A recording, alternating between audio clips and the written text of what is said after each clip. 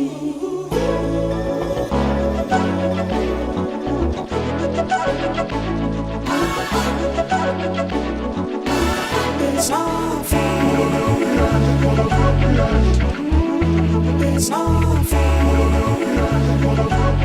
evening, everybody. I just found the keys to a city. The beats are big and the lights are pretty. So why can't we go to the busy where the dreams are in the sky? And that's There You Are by Pogo. And yes, here we are. Welcome to Lost Mannerisms. I'm Forrest. And I'm Alfred. So Al has made an interesting promise today. Have I? You have. What have I promised? You're going to make our show better. I was doing that just by showing up. Well, today we have our normal show set up. We have a little bit of fun after the news planned. We're going to show you how to drill holes. In stuff. And stuff. Various sizes holes. Yeah. And various things. Yeah. Since we're shooting this before lunchtime, we're going to make a lot of noise on our tile table with our coffee mugs because we're drinking coffee. Drink of the week. Especially since Ella looks like he's been about to fall asleep the whole day. And all I have to say about coffee is if we have to explain to you how to make coffee, you're probably not old enough to watch this or get any of our humor or anything. Go figure out how to make coffee. Want to jump right into the news? Yeah. I'll let you kick it off because this is actually good. All right, so you may or may not have been following the news this week, but this has been kind of an escalating problem in Venezuela. There's a lot of protests. The current Venezuelan president / dictator is not allowing aid in. There's food shortages. There's been food shortages in Venezuela for ages at this point, but ever since, and you and I will debate this at some point, but ever since they switched away from capitalism. But well, at present is the news. The army has been shooting protesters. This has been kind of this past week. There's been a uptick in violence. There's been protests and rioting. The army's been shooting people. And just recently, a big chunk of the Venezuelan army basically walked off post at the border, where aid workers and volunteers are trying to get supplies across. And supposedly there are still loyalists there. Yes. Who are shooting at people yes, trying to enter still. the country. Trump says that the U.S. has not ruled out military intervention, and Sanders has refused to call Maduro a dictator, which is kind of interesting. You know what? We forgot something because I didn't write it down. What did we forget? We forgot that today is Sunday, February 24th, 2019. We're now dating our videos. Okay. Because then someone who watches it later might take something out of context, or as we get to the second to last point, new information gets discovered, and we don't want people to take our stuff out of context. Yeah, good point. So this is still a developing situation. Yeah. Venezuela is a great example of what to do if you want to know what cats taste like. You know what? You got this next one pretty good too. So this next one is also an interesting one, and you are the only person who ever does that. Because well, I gotta answer. So this. Interesting things before we got interrupted by your phone. Right. So U.S. and Britain. Britain first. I think this has been a bigger problem in Britain. People leaving the country, young people, to go join ISIS. Even though ISIS is obviously now almost defeated, I think they've got one. I think that might be why we're running into these problems. Yeah. So young people who have gone over to join ISIS are now asking to come back. In this case, there's a woman from the U.S. and a woman from England, Great Britain, UK. Yeah. And these are both young women. The girl from Britain is a little bit younger, and they both now have young children. They're both below 24, 25. Yeah. They both now have young children, and in both cases, the U.S. and UK are either in the process of or considering revoking citizenship, which is a big deal. So It is a big deal. We're gonna speed this story up because it can. If we really get into it, it's a long story. Well, this is also an interesting topic. Like, is it, what are the repercussions of taking away someone's citizenship? Can we do that? Is that something that... Yeah, that's a whole big discussion. That becomes a very big discussion topic, and there is, at least in America, there is nothing that says you're entitled to citizenship. You're granted citizenship due to a variety of factors outside of your control, i.e., if you're born here. Yeah. Things of that nature. The U.S., the reason that they're running into problems with the citizenship case in the woman who wants to come back to America is she may or may not be a citizen There's as it confusion. stands. Her father's a diplomat, or was a diplomat, and there's the U.S. government at the moment is claiming that because he was a diplomat, she's not technically a U.S. citizen. The timelines are close from when he quit, basically announced that he was no longer a diplomat in her birth, so it gets a bit confusing. We'll see where it goes. I assume it'll go to court. There's a paper trail somewhere, and the thing about her is she's like, oh my God, I can't believe I did this. Punish me. Yeah, saying, take me to court. Take me to court, but take my kid back. Take me back into America, please.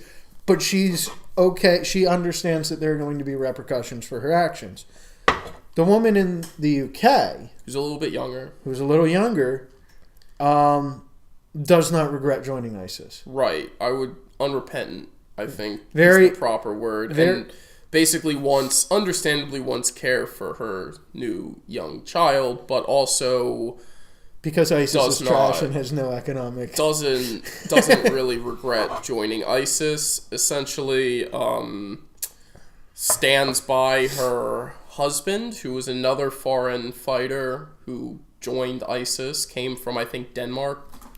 So the UK one runs a funny ground because in England you cannot take someone's citizenship away if it makes them stateless. Yeah.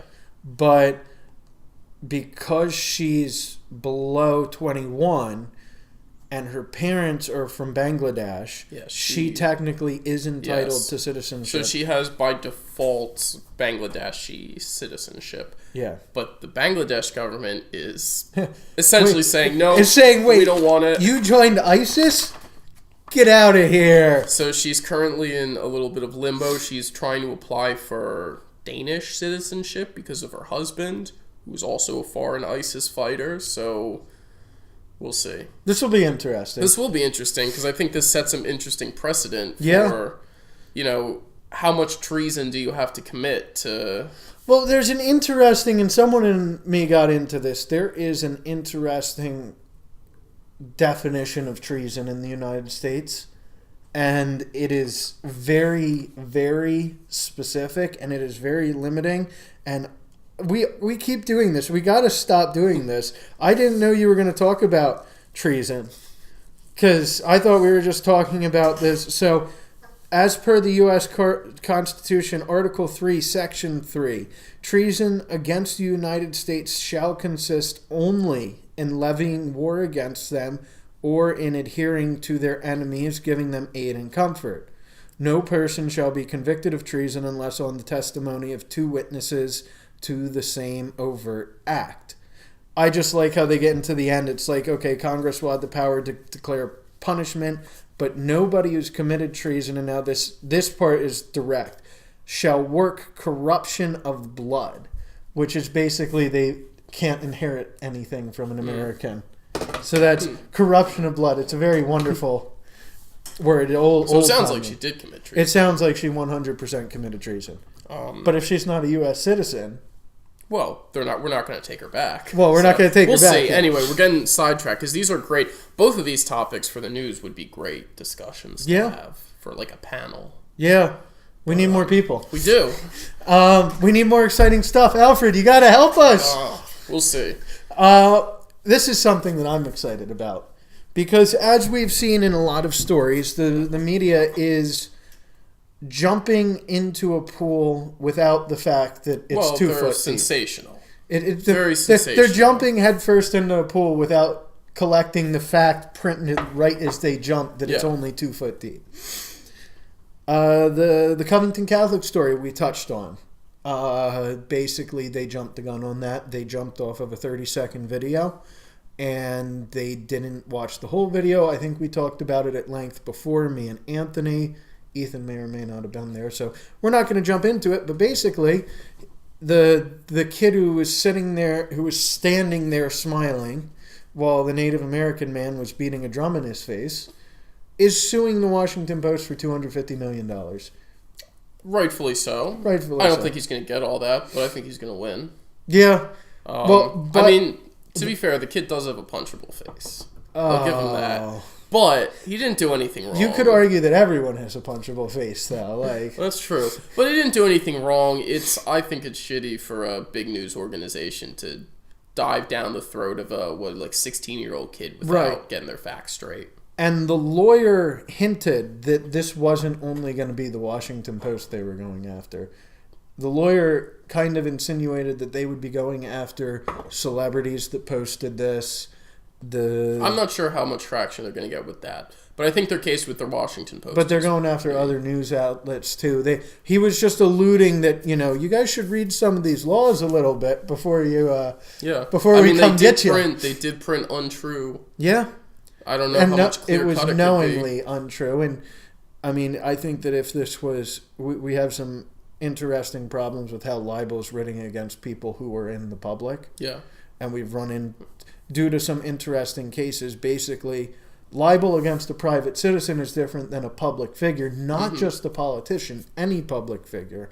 And they have to prove that there was intent of malice. yeah. And it's kind of, that malicious intent is not very easy to prove. But this is different. He's not a public figure. This is different. He's not a public figure. He gets to dive right in this and try to get the Washington Post for all of their money. Yeah. Well, if nothing else, we'll have a hell of a college essay. Yeah, that's true. But we have, because they didn't learn their lesson here that they should wait for all the story, we get to bring to you another story. From Chicago. From Chicago. So we didn't touch on this before because we wanted to give it time. We've been following almost the 24-hour rule, but we let this one slide a little longer because it still seemed fishy that there was any conservative in Chicago at any point in time. Jussie Smollett accused two individuals. Well, he created a hate crime hoax.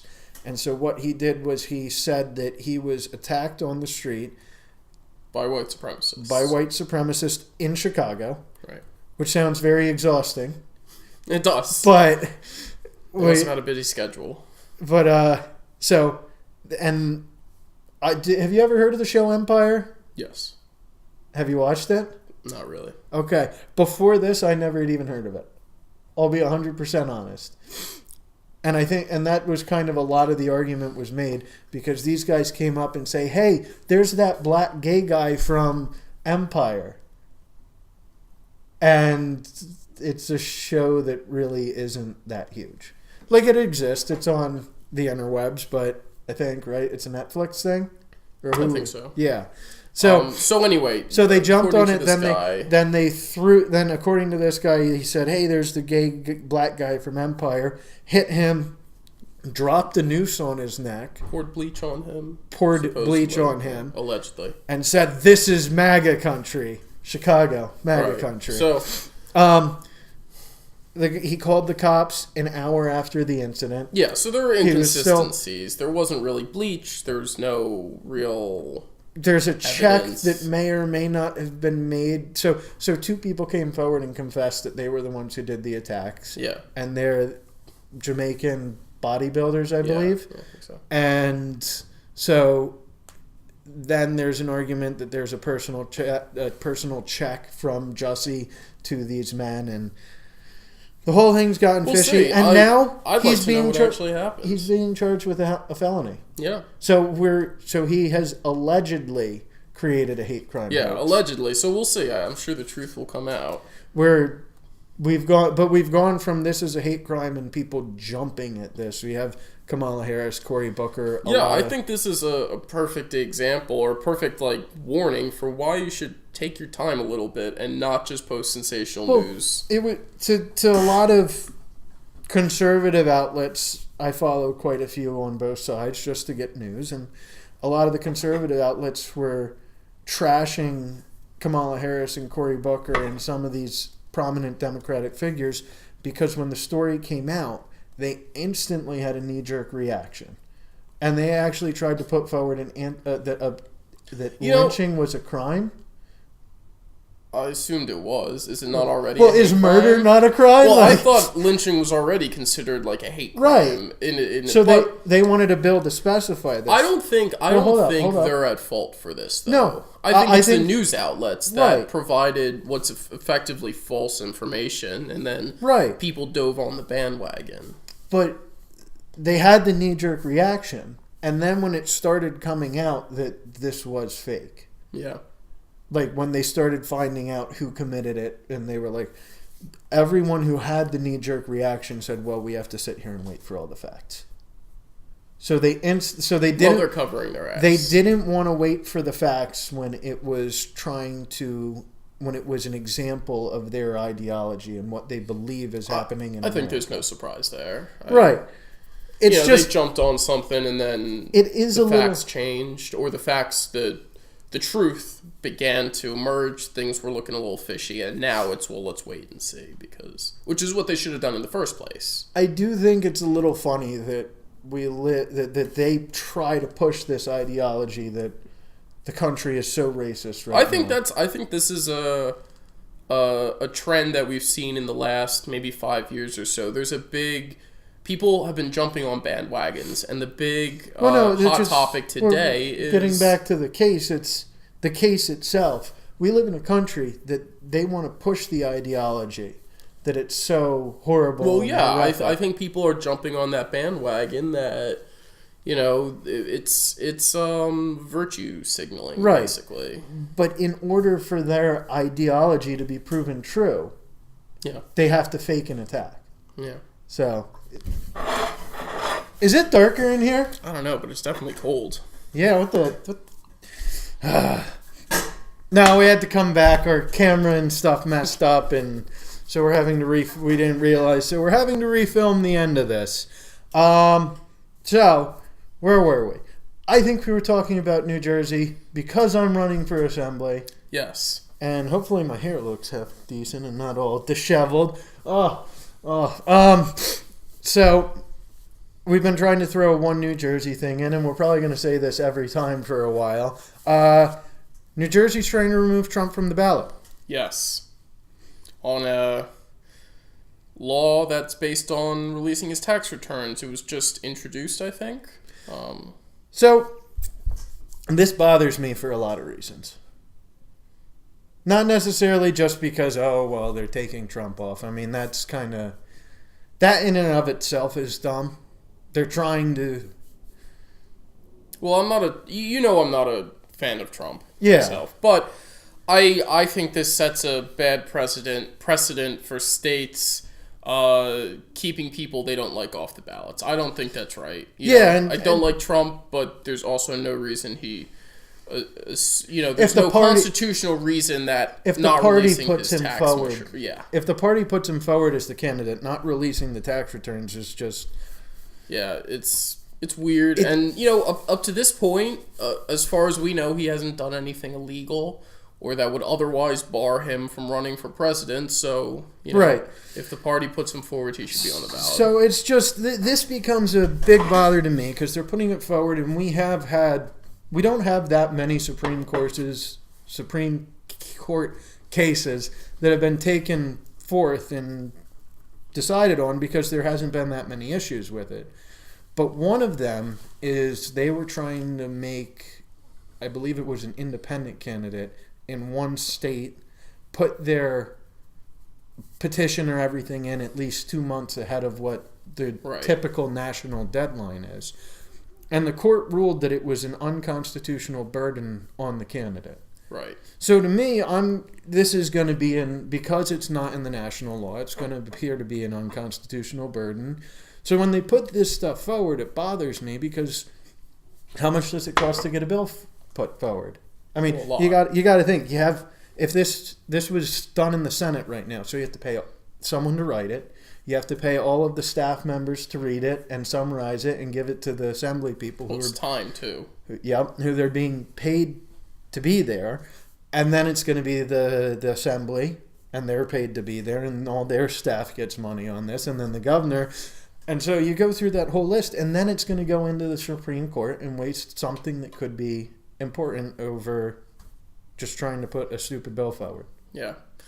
It's definitely a political statement. I think it's going to get... If it passes and if it gets signed in, I think they're going to get sued and it's going to be... Yeah, but it's just declared unconstitutional. It's an unnecessary process. It's a waste to jump into some of this stuff. And well, on that note, while we're drilling holes in their argument, let's drill some holes in some concrete.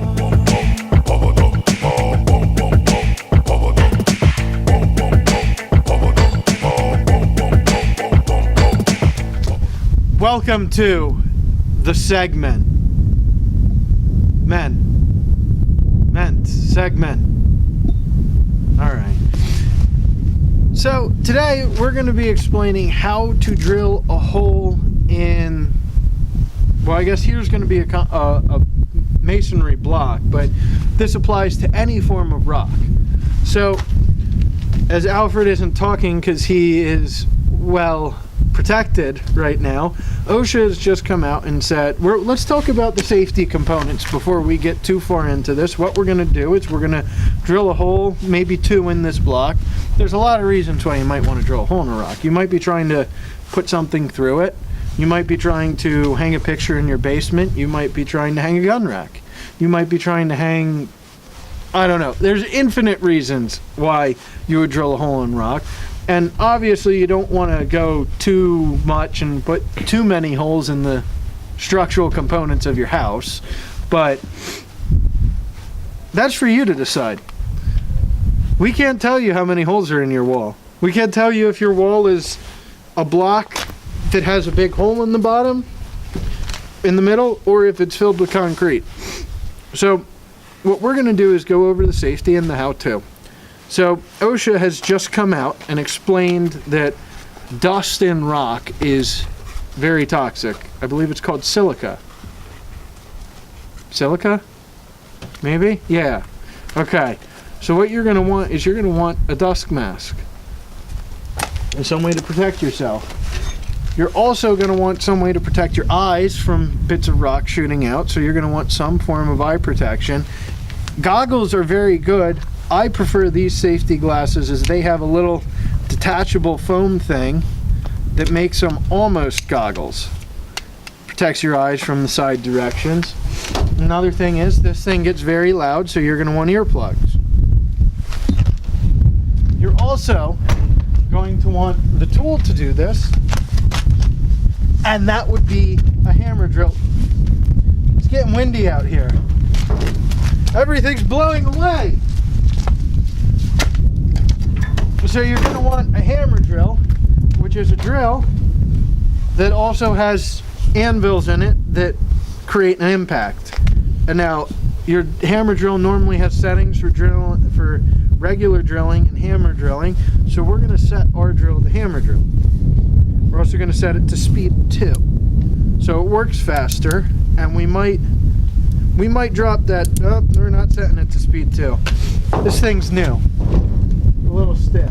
You're also going to want a masonry drill bit, which I'm going to do something a little off character and move closer to the camera, and hopefully it focuses. It has a little spade at the tip, and that works with the anvils to create a hole. So we'll talk about what we're going to do with this hole in a second, but first, let's drill the hole. We're going to speed up and throw some pogo in.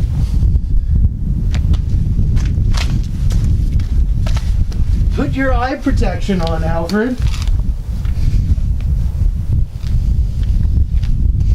Put your ear protection in, Alfred.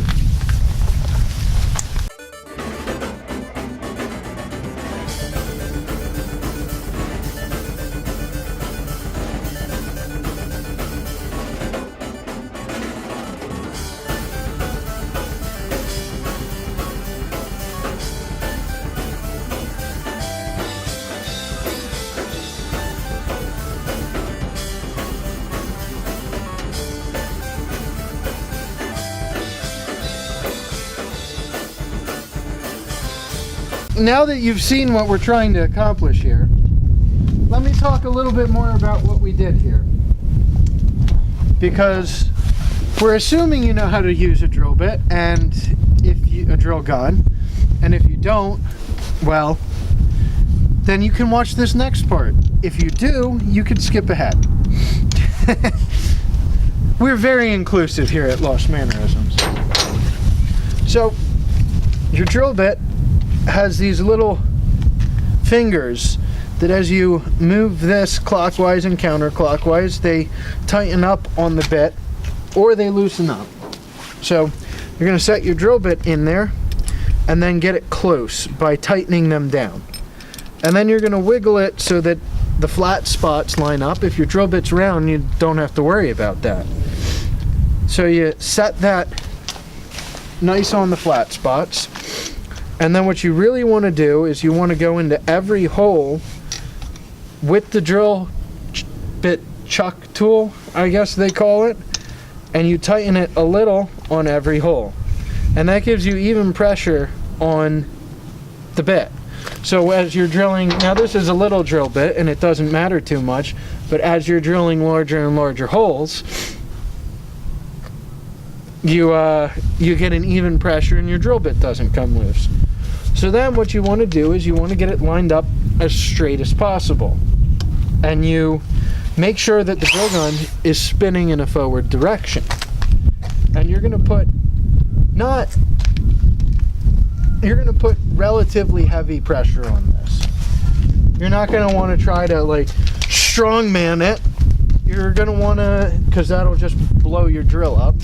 You're going to want to put an even heavy pressure on it. And you're going to want to avoid drilling in the grout, because that doesn't lead to a good time normally. So you want to drill on the face of the block, and you set up and you set your drill bit where you've measured the correct hole. As you see, we've done that already. We scored a spot just for the right spot. And we're gonna do it one more time so you can see. Am I missing anything? No. No. Okay. So I'm gonna put my safety gear back on, and we are gonna drill one more hole.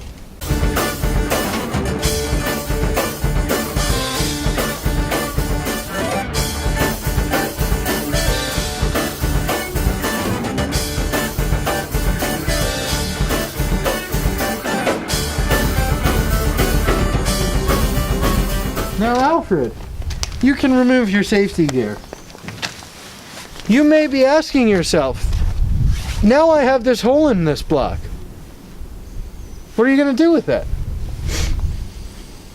Oh, I don't know, Forrest. So, over here we have a kit of anchors and screws.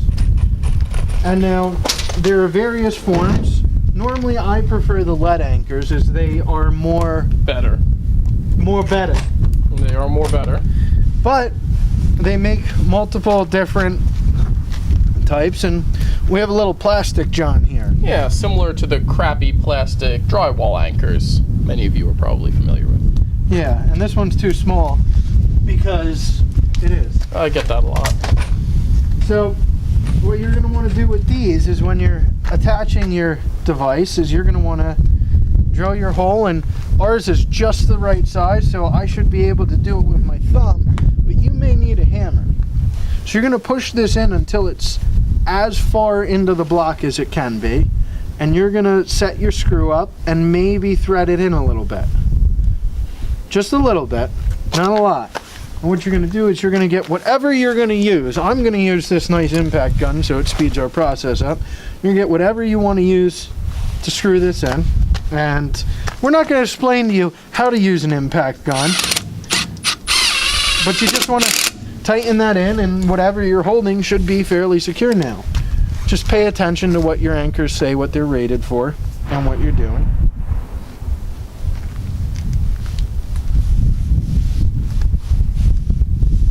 That was not us. And no, there's not any extra holes in this block. So, if your anchor's spinning, you want to go to a larger anchor. or start a new hole and put a little mortar or something in this. So, now you know how to put a hole in concrete block. Catch us back on the show.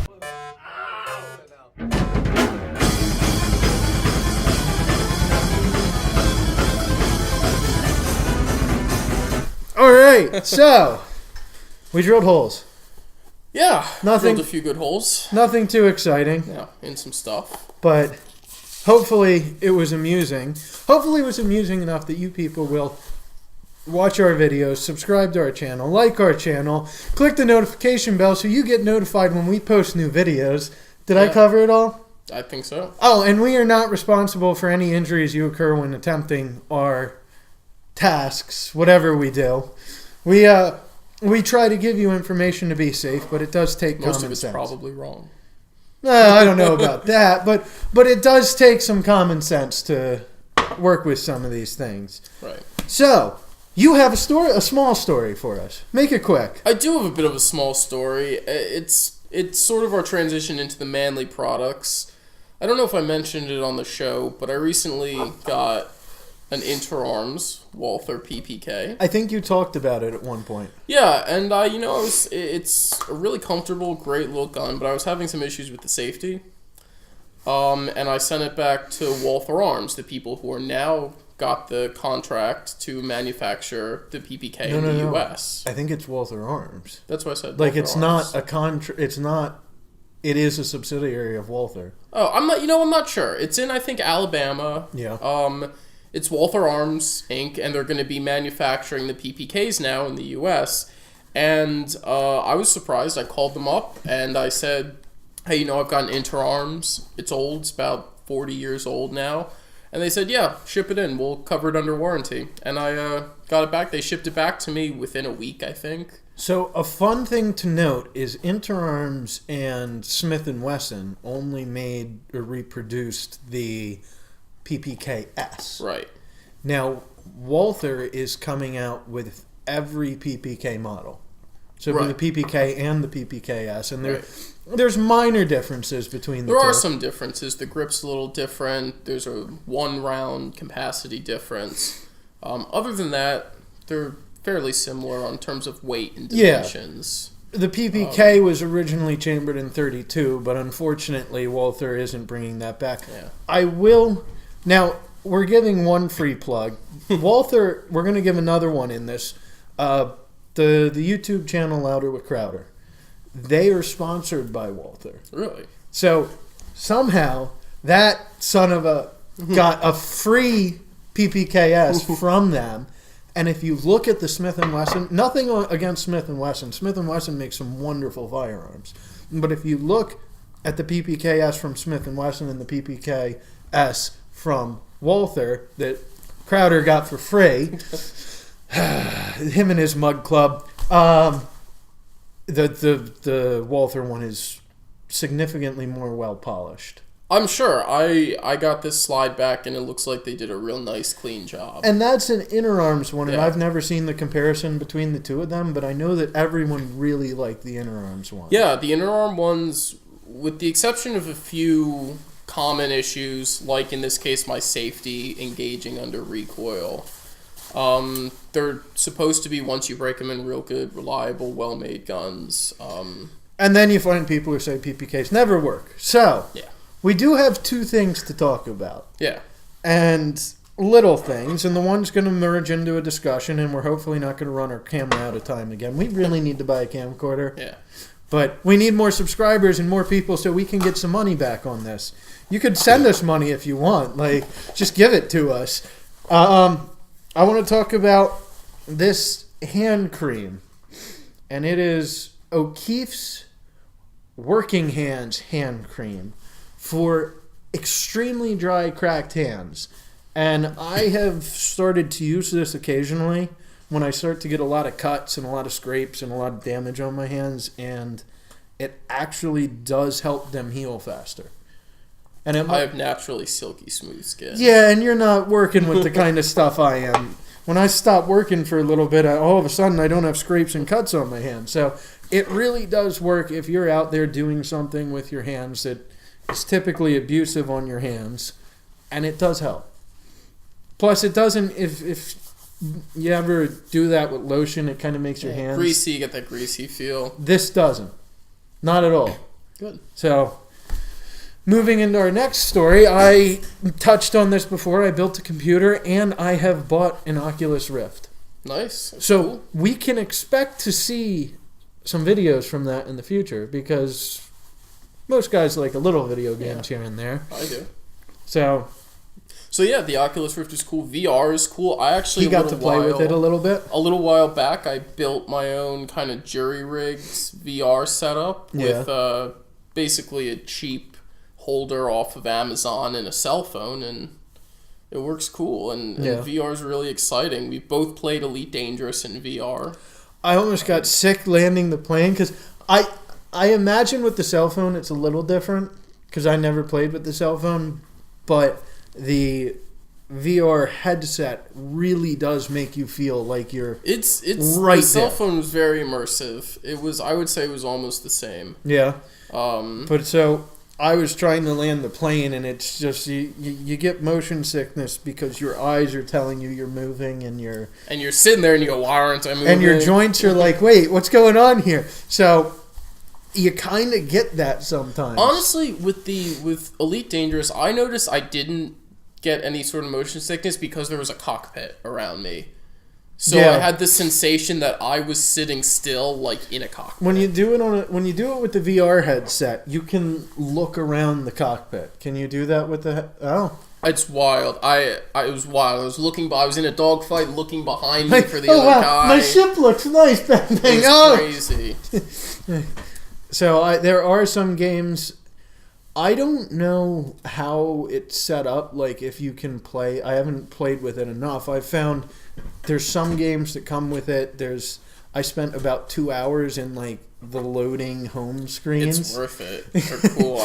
I know the first time I turned on VR, and I think it speaks for itself that Forrest has spent this much time on a real setup, and I spent just as much time on a jury-rigged half-ass setup, and I got as much entertainment. It blows your mind the first time you and do he it. wants a real setup. Yeah, and now I'm sitting here saying, well, I got to tinker around with my jury-rigged one until I can get a real one and build myself a PC for it. And this is what motivated me.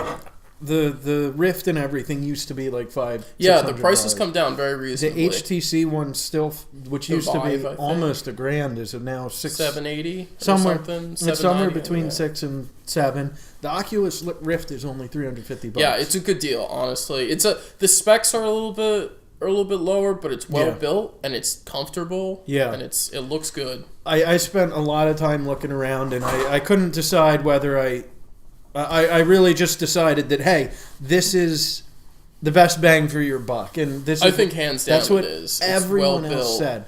Everyone said that the Oculus controllers are better. Yeah, for sure. I've used the Vive ones. The Oculus Rift controllers are better. Tried them out in the store once. I know the Vive headset might be nicer. The Vive headset, from what I understand, slightly larger field of view, maybe slightly larger or higher resolution. But I felt like playing with the Oculus, it was great. It was smooth. I don't know how the resolution thing really works on the headset because it's not like looking at a TV screen. Well, it's resolution in the same. So you need a high resolution so you don't see pixels since your face is so close to the screen. But isn't it a projector onto the lenses? Oh, no. No, Okay. there's a screen in there. Oh. Which is why you're viewing. So the reason it looks like a full field of view is there's lenses in there that distort the screen. So you get a distorted picture played on this screen. And then the lenses make it look like it's basically the reason why I can do it with my cell phone, and it works just as well because cell phones have a high resolution screen of about the same size. Okay. Yeah. Yeah, so it's different, and then we started to get into a conversation on this, what was it, Apex Legends or whatever has just come out, and that's a free game, and Alfred's cranky about that. I hate free games. But now, this is a big thing with the VR stuff, is there's a lot of free / microtransaction games. I should say that I don't have a problem with free games. I think they're a really good. There's sometimes they're done really well. I have to say I thought World of Tanks was really an entertaining. World of free Tanks game. is a good game, and that's still played by like. Yeah, my big problem with free games is it encourages the trend in microtransactions, which with a game like Fortnite, we were talking about this. Fortnite's fine, you buy skins. I don't like Fortnite. I don't see the appeal of it. I get a headache playing it. But their microtransaction scheme makes sense. What you buy is cosmetic stuff. You can still play the game. There's no restrictions on how much you can play Fortnite. It's not like if you spend $50, you have a leg up over the guy who doesn't. Or even there's not even timers. It's not like you can only play 10 games an hour or something. Yeah, which I appreciate. But my problem with microtransactions in free games is that they encourage game developers to put microtransaction in paid games, and that I have a problem with because I feel like if I'm dropping, you get like with the EA games and the Battlefield games, yeah, you get where you can actually buy a different gun. You can buy different guns. I feel like if I'm paying $60 for a AAA title, I want all the content that goes with it. Yeah, and DLC, I have a bit of a problem with DLC when DLC is very clearly the game being sold to you piecemeal. Yeah. Sometimes DLC is great when you get a year or two after or you the get release. the season pass and you bought 2 games. Yeah. So it's and DLC, I think sometimes it's done well, sometimes it's done poorly. Mm-hmm. But I think microtransactions pretty much universally are bad. Yeah. Well, that's just like your opinion, man. That's true, and people are making money off of it. Although I think there is for the consumer, it's bad. There is a lot of conversation about how microtransactions restrict the ability to enjoy some of these games because I think they do. And are they making a new Borderlands yet? Because I know that there's been a lot of talk, and one of the things that really got me is in addition to just free games, a lot of games are going to mobile. Yeah. And the new Diablo is going to be a mobile-only abomination. Well, I know that like with the Borderlands, when they put out a big DLC pack or something, which now a big DLC pack for Borderlands, it's like 5 years after the game. So Borderlands was a game that did DLC right. There's a ton of base game content. Yeah. And then the DLCs, you always got good value. There was a ton of extra content. The DLC for the Borderlands game was like $20 4 or 5 years later. Throw it on. And it was good, but it was good content. And, I played some of the DLCs for the first and second Borderlands. I never played any DLC on them. They're good. And you know what? What I think makes them a good DLC is they add something to the game, but playing the base game, I never felt like, wow, there's something missing. Like, there's a chunk of this game missing. It's like, and now, it's like how Fallout 4 actually did DLC quite well. All the DLC stuff was just separate storylines. So by playing the base game as is, you don't miss anything. I'm not a big fan of Fallout 4, honestly. I thought that was the game that was good. You should go play Fallout 76 then. I've heard horrible. I think Fallout 76 is a perfect example of what I'm talking about. Well, Fallout 76 is a perfect example of using something that's old to try to power something new, because they're still working with the same game engine from Fallout 3. If that was that game's only problem, it would not be the travesty that it is now. They charge $60 for a broken, incomplete game, just poorly implemented. It was a great thought. Microtransactions everywhere. Like the concept of the game, getting to play Fallout as a group and other players being in the world. That's all a good thought. I don't think so. I think this obsession with MMOs in every single game is bad because Fallout works. In every game, yes. But Fallout works because it was this open world environment. But because it was single player, it was structured enough that you could have all these ridiculous stories. Because let's be real, there were a lot of problems with Fallout. Yeah. But what was fun about it was the ridiculous world. you're in and the mechanics of that world. And in Fallout 76, they lost the ability to add those crazy, weird side quests and have us structured enough to have a person have their own adventure in the wastelands. I think it's a great idea to do what they did, because it is, it's a survival game. At the end of it, it's partially a survival game. Yeah, but I just... So you throw that in, and as long as that isn't their general trend with the game, it's a different concept, it's a different thought, it's a different game. It is, but I think that's the problem. I don't, I feel this way with Elder Scrolls Online too, which I think is a better example of an MMO that actually worked to some extent. Well, didn't they just take a game and make it online? Basically. And re-release, that's, I'd rather see a different game. So would I. But that's what I'm saying. I'd rather see... But moral of the story is Bethesda's doing some very questionable things. Bethesda shot itself in the foot with Fallout 76, and I don't think they can recover. I don't think so either. They'd have to reinvent what they're doing. Yeah. I think EA and Activision are falling into the same trap, and I think they're falling into different traps. EA is rushing games because EA just cares about the money. Now get the... out of my building. But I think they're all part of the same problem. The focus has become on short-term profits, and development companies and publishers are forgetting what built up these massive fan bases to begin with. To me, it's a different trap that the games are falling into. You have basically they're on a hunt to make as much money as possible, but short-term money. Like no. Take a series like hear the thought. They're on a hunt to make the most money possible, which is how all capitalist society works. But what they're doing is they're taking other studios, and then they're bleeding them dry. They're taking other studios that are successful with successful games. Take Pandemic and Mercenaries 2. People loved that game. They were coming out with a third one, but Pandemic was bought by EA. They put out another game that EA said, "Oh, we need a game like."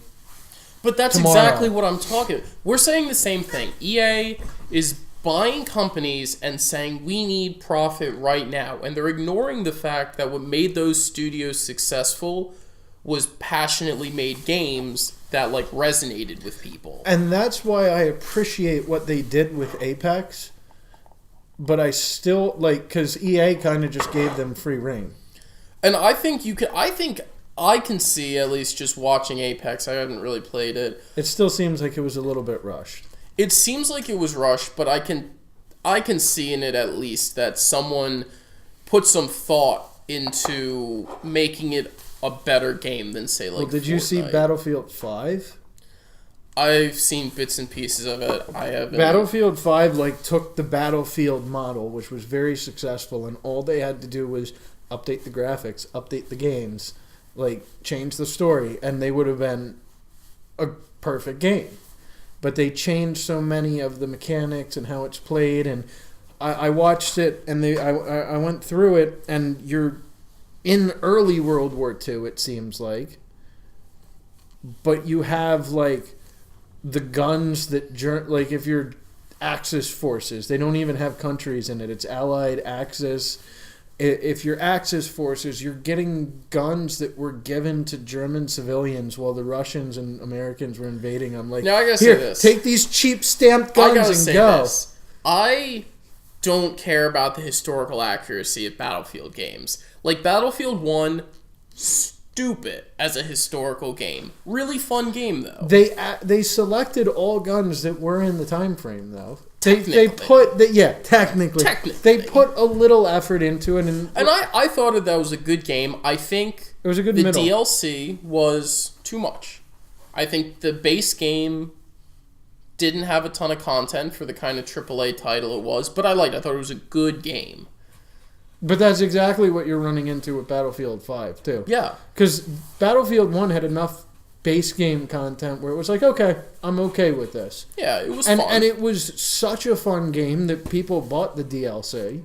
I think I bought one of the DLCs I bought, for it, and I don't I bought the regret whole it. season pass. I liked it. I enjoyed my time. I don't play it much anymore. Right. But I enjoyed my time with Battlefield 1, and I feel like I got my money's worth. And I think that's a really rare occurrence. Most people I know aren't feeling that. Like, most people I know who played Battlefield 1 were like, yes, I'm going to buy the DLC. Yeah. And then most people who are playing Battlefield 5 are like, no, I'm not going to buy any of the DLC. And I find more and more now, and I don't know if it's because I'm getting older, I don't know if it's because my tastes are changing, but I find after I buy a game and play it and beat it, or, you know, do whatever, reach the end game, the games that I sit back and say, wow, I feel like I got my money's worth, that was a great game, are almost always, you know, indie titles.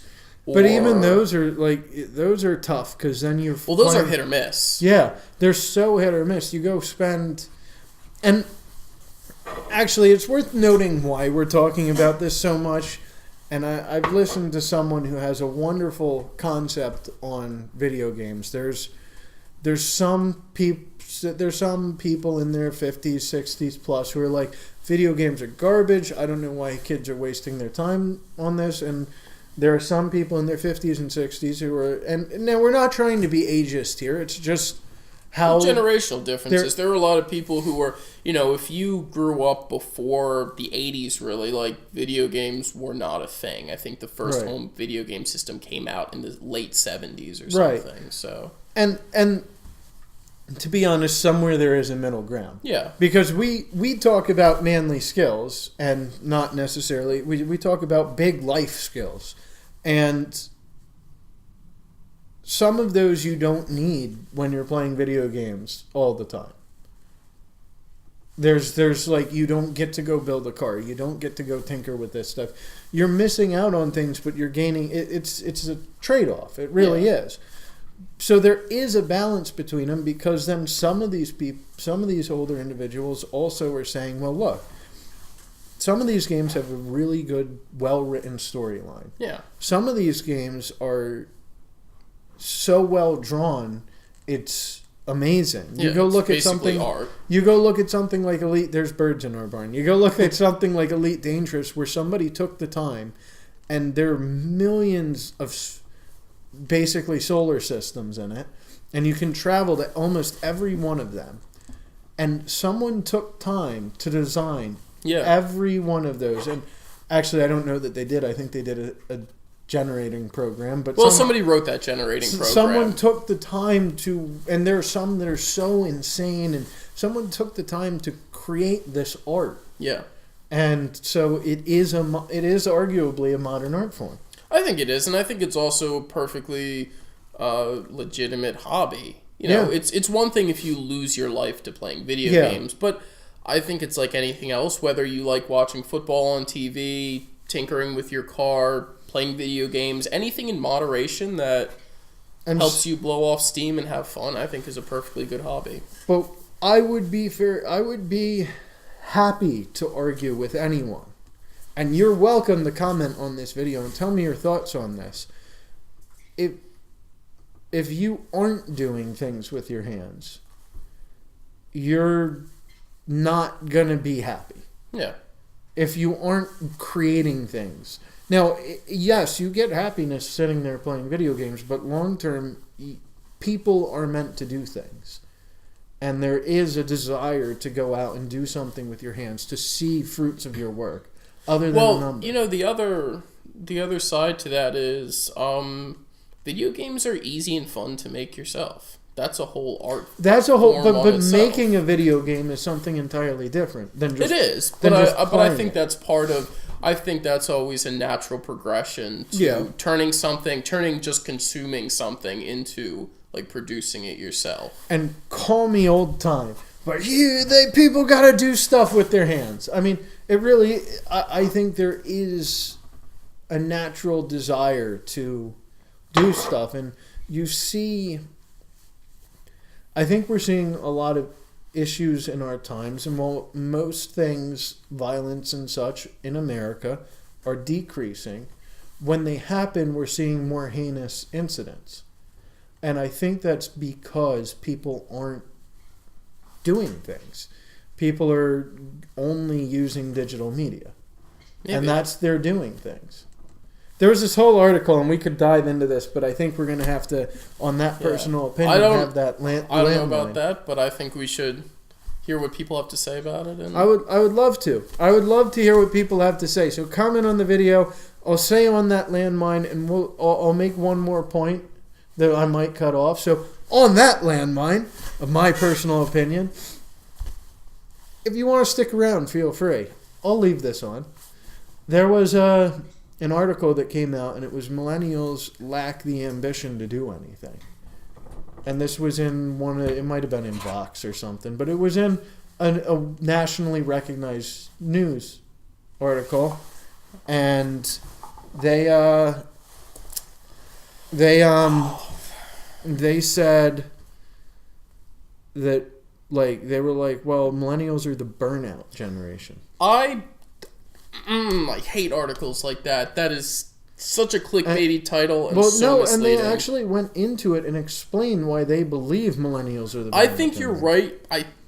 Yes, millennials are the burnout generation, but not because millennials don't have ambition, not because they don't want to do things, but because we have been spoon-fed a situation in this country that is very disadvantageous. And, well, think about it. You went to college. We both went to college. Yeah. And I think we sit here and talk about this all the time, how trades are sort of something that's gone by the wayside, and there's a lot of pressure to go to school. Yeah. Now, you and I are both come from, comfortable families, well off. We had the means to go to colleges. We had the means to go to good high schools that prepared us for college. There are a lot of people who are forced and pressured into going to college who shouldn't go to college. Alfred, they're not even talking about that in this article. They're talking about, look, okay, you can be a successful tradesperson. They're talking about, look, you could be a successful businessman. They're talking about, look, you could be an astronaut. Why they consider millennials the burnout generation is millennials, will push things off. But that's what I'm saying. I think it all comes back down to kids in our generation, I think, heard for a very long time these two conflicting statements that you can be and do anything you want in life, but in order to be and do anything in life, you have to take a very specific path that doesn't work for everyone. You have to study, you have to get good grades, you have to go to college. But they're not even going that far. They're in this article, they were literally talking about stuff like mailing a letter. But I think all that comes back down to the fundamental feelings of why doesn't this stuff come naturally to me? Because when you have little Timmy who gets told his entire life, you're smart. Yeah. You're smart, you're brilliant, everything will be easy to you. You hit the real world and that's just the rug's pulled out from under you. And then people say, why the hell can't you figure this out? And little Timmy's like, well, nobody told me. Well, and I think that gets into it. In the digital media, you get everything you want to be. This is the path you need to choose. Nobody really explains that, the guy who founded Caterpillar taught himself mechanical engineering. Everyone who has been successful, okay, not everyone, the majority of people who have been successful have taken time, devoted themselves to something, put the effort in to be what they want to be. And I think that's a part of doing something with your hands. That is, and I think we're getting to the same point, but one of the big things is if you've never done anything challenging and by yourself... and succeeded. Yeah, and gotten the satisfaction of, oh my God. I figured it out. Even though I failed time and time again, I figured it out in the end. That's how you teach people to be dedicated. That's how people succeed in life. But if you've had... No, but we're done here. Okay. That was amazing. That was a great point. I loved it. Thank you. Come back in 2 weeks or we might throw something up in the interim. Sooner or later. We need him to help. Thank you. And get with the beat. Fuck. You are the only person who ever does that. Because... well, I gotta answer this.